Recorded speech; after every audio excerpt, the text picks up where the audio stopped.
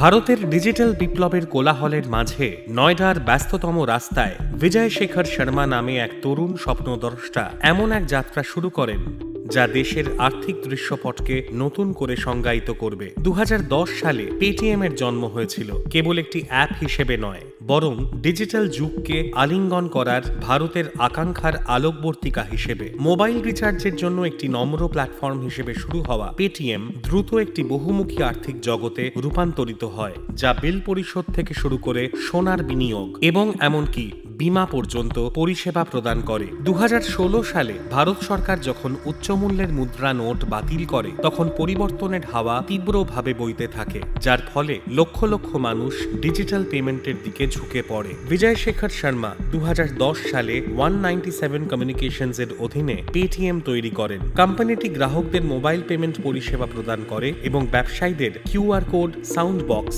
Android ভিত্তিক payment terminal এবং internet payment গেটওয়ের মাধ্যমে পেমেন্ট গ্রহণের অনুমতি দেয়। পেটিএম তার গ্রাহকদের এবং ব্যবসায়ীদের আর্থিক প্রতিষ্ঠানগুলির সাথে অংশীদারিত্বের মাধ্যমে আর্থিক পরিষেবা প্রদান করে, যার মধ্যে রয়েছে মাইক্রো ক্রেডিট এবং এখন কিনুন পরে পেমেন্ট করুন, বিল পেমেন্ট এবং অর্থ স্থানান্তর ছাড়াও সংস্থাটি টিকিট পরিষেবা, খুচরো ব্রোকারেজ পণ্য এবং অনলাইন গেম অফার করে। 2010 সালের অগস্টে দিল্লি এনসিআর এর নয়ডায় পেটিএম শুরু হয়, যার প্রতিষ্ঠাতা বিজয় শেখর শর্মা $2 মিলিয়ন প্রাথমিক বিনিয়োগ করেছিলেন। এটি একটি প্রিপেড মোবাইল এবং ডিটিএইচ রিচার্জ সাইট হিসেবে শুরু হয়েছিল এবং 2013 সালে ডেবিট কার্ড, পোস্টপেড মোবাইল এবং ল্যান্ডলাইন বিল পেমেন্ট বিকল্পগুলি অন্তর্ভুক্ত করে। 2011 সালের অক্টোবরে সাফায়ার ভেঞ্চার্স, পূর্বে এসএপি ভেঞ্চার্স, 197 কমিউনিকেশনস লিমিটেডে $10 বিলিয়ন বিনিয়োগ করে। 2014 সালের জানুয়ারির মধ্যে কোম্পানিটি পেটিএম ওয়ালেট চালু করে, যা ভারতীয় রেলওয়ে এবং উবার একটি পেমেন্ট পদ্ধতি হিসাবে ব্যবহার করেছিল। এটি অনলাইন বিক্রয় এবং বাস টিকিটের মাধ্যমে ই-কমার্সে প্রবেশ করে। 2015 সালে এটি শিক্ষা ফি, মেট্রো রিচার্জ, শক্তি, গ্যাস এবং জল বিল পেমেন্ট অন্তর্ভুক্ত করার জন্য প্রসারিত হয়। বিজয় শেখর শর্মা জন্ম 7 জুন 1978, একজন ভারতীয় প্রযুক্তি উদ্যোক্তা এবং 197 কমিউনিকেশনস এবং এর ভোক্তা ব্র্যান্ড পেটিএম এর প্রতিষ্ঠাতা এবং সিইও। 2022 সালের জানুয়ারিতে ICANN সমর্থিত ইউনিভার্সাল অ্যাকসেপ্টেন্স স্টিয়ারিং গ্রুপ তাকে ভারতে তাদের প্রতিনিধি হিসেবে নির্বাচিত করে। ফোর্বসের মতে 2022 সালের সেপ্টেম্বর পর্যন্ত তার মোট সম্পদের পরিমাণ ছিল $1.1 বিলিয়ন। বিজয় শেখর শর্মা 7 জুন 1978 সালে উত্তরপ্রদেশের আলিগড়ে জন্মগ্রহণ করেন। তিনি একজন স্কুল শিক্ষিকা সুলম প্রকাশ শর্মা এবং একজন গৃহিণী আশা শর্মার 4 সন্তানের মধ্যে তৃতীয়। তিনি আলিগড়ের কাছে একটি ছোট শহর হরদুয়াগঞ্জে তার শিক্ষা জীবন সম্পন্ন করেন। তিনি 15 বছর বয়সে কলেজে ভর্তি হন এবং 19 বছর বয়সে দিল্লি কলেজ অফ ইঞ্জিনিয়ারিং, বর্তমানে দিল্লি টেকনোলজিক্যাল ইউনিভার্সিটি থেকে বিটেক ডিগ্রি অর্জন করেন। তিনি 1997 সালে কলেজে থাকাকালীন IndiaSite.net ওয়েবসাইটটি প্রতিষ্ঠা করেন এবং 2 বছর পরে এটি $1 মিলিয়ন বিক্রি করে দেন। 3 বছর পর 2000 সালে তিনি 197 কমিউনিকেশনস প্রতিষ্ঠা করেন, যা সংবাদ, ক্রিকেট স্কোর, রিংটোন, জোকস এবং পরীক্ষার ফলাফলের মতো মোবাইল কন্টেন্ট সরবরাহ করে। 197 কমিউনিকেশনস লিমিটেড হল পেটিএম এর মূল ব্যবসা, যা 2010 সালে শর্মা কর্তৃক প্রতিষ্ঠিত একটি ডিজিটাল পেমেন্ট এবং আর্থিক পরিষেবা স্টার্টআপ। 2021 সালের নভেম্বরে পেটিএম জনসাধারণের কাছে পৌঁছে $19 বিলিয়ন মূল্যায়নে $2.5 বিলিয়ন সংগ্রহ করে, যা এটিকে তৎকালীন ভারতের বৃহত্তম আইপিও করে তোলে। 2015 সালের অগস্টে 10.4 কোটিতে দাঁড়িয়েছে। এর ভ্রমণ ব্যবসা বার্ষিক জিএমভি রান রেটে $500 মিলিয়ন ছাড়িয়েছে। প্রতি মাসে 20 লক্ষ টিকিট কেনা হয়। 2015 সালের মার্চ মাসে চীনা ই-কমার্স ব্যবসা আলিবাবা গ্রুপের কাছ থেকে পেটিএম একটি উল্লেখযোগ্য বিনিয়োগ লাভ করে। 2016 সালের অগস্টে $5 বিলিয়ন বেশি মূল্যে পেটিএম এ বিনিয়োগ করে। 2017 সালে পেটিএম ভারতের প্রথম পেমেন্ট অ্যাপ হয়ে ওঠে, যা 10 কোটি অ্যাপ ডাউনলোড ছাড়িয়ে যায়। একই বছরে পেটিএম গোল্ড তৈরি করা হয়, যার ফলে মানুষ মাত্র $1 অনলাইনে খাঁটি সোনা কিনতে পারে। এটি পেটিএম পেমেন্টস ব্যাংক এবং ইনবক্স তৈরি করেছে, একটি মেসেজিং অ্যাপ্লিকেশন যা ইন চ্যাট পেমেন্ট গ্রহণ করে। 2018 সালের মধ্যে এটি ব্যবসায়ীদের কোনো চার্জ ছাড়াই সরাসরি তাদের ব্যাংক অ্যাকাউন্টে পেটিএম ইউপিআই এবং কার্ড পেমেন্ট গ্রহণের অনুমতি দেওয়া শুরু করে। এটি পেটিএম ফর বিজনেস অ্যাপ, বর্তমানে বিজনেস উইথ পেটিএম অ্যাপ নামে পরিচিত, চালু করে, যা ব্যবসাগুলিকে তাদের পেমেন্ট এবং দৈনন্দিন লেনদেনের উপর নজর রাখতে দেয়। 2018 সালের মার্চ মাসের মধ্যে এর ব্যবসায়ী সংখ্যা 70 লক্ষেরও বেশি পৌঁছবে বলে আশা করা হচ্ছে। এটি দুটি নতুন সম্পদ ব্যবস্থাপনা পণ্য চালু করেছে, পেটিএম গোল্ড সেভিংস প্ল্যান এবং দীর্ঘমেয়াদী সঞ্চয়ের জন্য গোল্ড গিফটিং।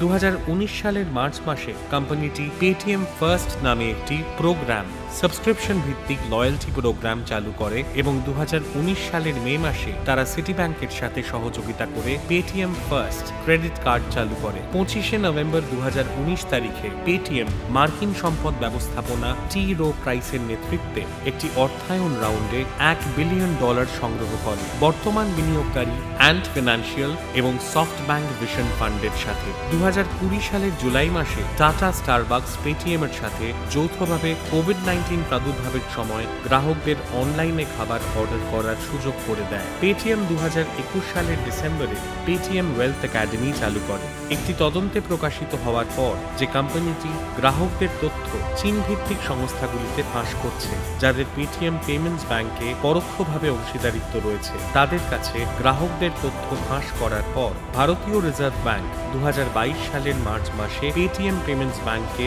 নতুন ক্লায়েন্ট সাইন আপ করতে নিষেধ করে। আপনি কি জানেন 2015 সালে পেটিএম একটি অটোরিকশা অ্যাগ্রিগেটর এবং হাইপার লোকাল ডেলিভারি পরিষেবা জুগনুতে $5 মিলিয়ন বিনিয়োগ করেছিল। 2016 সালে এটি লজিনেক্সট এবং এক্সপ্রেস বিজ লজিস্টিক সংস্থাগুলিতে বিনিয়োগ করেছিল। 2017 সালের এপ্রিলে পেটিএম স্বাস্থ্যসেবা কৃত্রিম বুদ্ধিমত্তা সংস্থা QORQLA তে বিনিয়োগ করেছিল। এটি একটি মোবাইল লয়্যালটি এবং বিশ্লেষণ ব্যবসা মোবিকোয়েস্টেও বিনিয়োগ করেছিল। পেটিএম জাপানি বাজারে পরিষেবা প্রদানের জন্য সফট ব্যাংক এবং ইয়াহু জাপান পে কর্পোরেশনের সাথে একটি যৌথ উদ্যোগ গঠন করেছিল। পেটিএম 22শে অক্টোবর 2018-তে জাপানে পে অ্যাপ, একটি কিউআর ভিত্তিক পেমেন্ট সেটেলমেন্ট পরিষেবা চালু করেছিল। ভারতে কোভিড-19 মহামারীর সময় পেটিএম তাদের অ্যাপের মাধ্যমে পিএম কেয়ারস তহবিলে অর্থ প্রদানকারী প্রতিটি ব্যবহারকারীকে $10 দিয়েছে। 10 দিনের মধ্যে তারা $100 কোটি সংগ্রহ করেছে। তাদের 1200 কর্মচারী 15 দিনের বা সম্ভবত কয়েক মাসের বেতন তহবিলে অবদান রেখেছে। পেটিএম এর প্ল্যাটফর্মটি অভাবী মানুষদের জন্য 21,000 অক্সিজেন কনসেন্ট্রেটর সরবরাহ করেছে এবং সবচেয়ে বেশি ক্ষতিগ্রস্ত 13টি শহরের হাসপাতালে অক্সিজেন প্লান্ট সরবরাহ করেছে। ডিজিটাল পেমেন্টের বাইরেও পেটিএম বিভিন্ন ক্ষেত্রে প্রবেশ করেছে। 2017 সালে এটি পেটিএম মল চালু করে, একটি ই কমার্স প্ল্যাটফর্ম যা 1.4 লক্ষেরও বেশি বিক্রেতাকে নিবন্ধিত করেছে। 1800 কোটি টাকার ক্ষতি এবং বাজারের শেয়ার হ্রাস সহ বিভিন্ন চ্যালেঞ্জের মুখোমুখি হওয়া সত্ত্বেও পেটিএম মল কোম্পানির বৈচিত্র্যকরণ প্রচেষ্টার প্রমাণ হিসেবে রয়ে গেছে। 2021 সালে পেটিএম মিনি অ্যাপ স্টোর চালু করে, যা 600টিরও বেশি অ্যাপ হোস্ট করে, যার মধ্যে ডেক্যাথলন, ওলা এবং ডমিনোজ পিজার মতো বিখ্যাত ব্র্যান্ডের অ্যাপও রয়েছে। এই উদ্যোগের লক্ষ্য ছিল ব্যবহারকারীদের একাধিক ডাউনলোড ছাড়াই একটি নিরবিচ্ছিন্ন অ্যাপ অভিজ্ঞতা প্রদান করা, যা বিশ্বব্যাপী অ্যাপ স্টোরের আধিপত্যকে চ্যালেঞ্জ করে। 2025 সালের মে মাস পর্যন্ত পেটিএম এর মূল কোম্পানি 197 কমিউনিকেশনস তার বাজার মূলধনে উল্লেখযোগ্য ওঠানামা অনুভব করেছে, যা ফিনটেক শিল্পের গতিশীল প্রকৃতিকে প্রতিফলিত করে। 2025 সালের মার্চ মাসে কোম্পানির বাজার মূলধন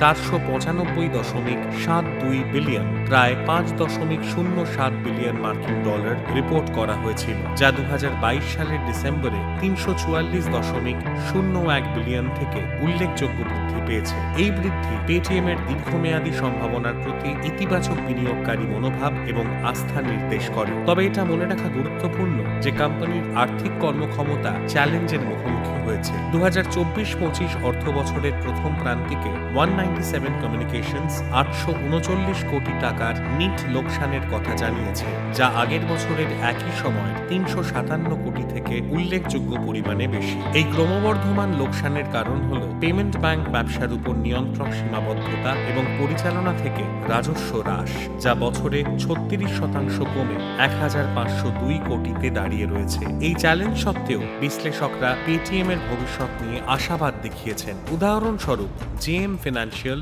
197 কমিউনিকেশনসের জন্য কিনুন সুপারিশ বজায় রেখেছে, যার লক্ষ্যমাত্রা 1000 থেকে বাড়িয়ে 1070 করেছে, যা আগামী বছর স্টকের মূল্যের সম্ভাব্য ঊর্ধ্বগতির ইঙ্গিত দেয়। কোম্পানির বৈচিত্র্যপূর্ণ পোর্টফোলিওতে ডিজিটাল পেমেন্ট, ই-কমার্স, আর্থিক পরিষেবা এবং বিনোদন সহ বিভিন্ন ক্ষেত্র অন্তর্ভুক্ত রয়েছে। পেটিএম পেমেন্টস ব্যাংক, পেটিএম মল এবং পেটিএম মানির মতো পেটিএম এর অফারগুলি একটি বিস্তৃত গ্রাহক বেসকে পূরণ করে, যা এর টেকসই রাজস্ব প্রবাহে অবদান রাখে। পরিশেষে একটি মোবাইল রিচার্জ প্ল্যাটফর্ম থেকে একটি বিস্তৃত ফিনটেক ইকোসিস্টেমে পেটিএম এর যাত্রা উদ্ভাবনের প্রতি এর অভিযোজনযোগ্যতা এবং প্রতিশ্রুতিকে তুলে ধরে। চ্যালেঞ্জগুলি অব্যাহত থাকলেও কোম্পানির কৌশলগত উদ্যোগ এবং বাজারের অবস্থান ভারতের দ্রুত বিকশিত ডিজিটাল ভূদৃশ্যে একটি আশাব্যঞ্জক পথ নির্দেশ করে। পেটিএম ফিনটেক সেক্টরের জটিলতাগুলি অতিক্রম করে যাওয়ার সাথে সাথে প্রতিযোগিতামূলক প্রান্ত বজায় রাখতে এবং টেকসই প্রবৃদ্ধি অর্জনে এর উদ্ভাবন এবং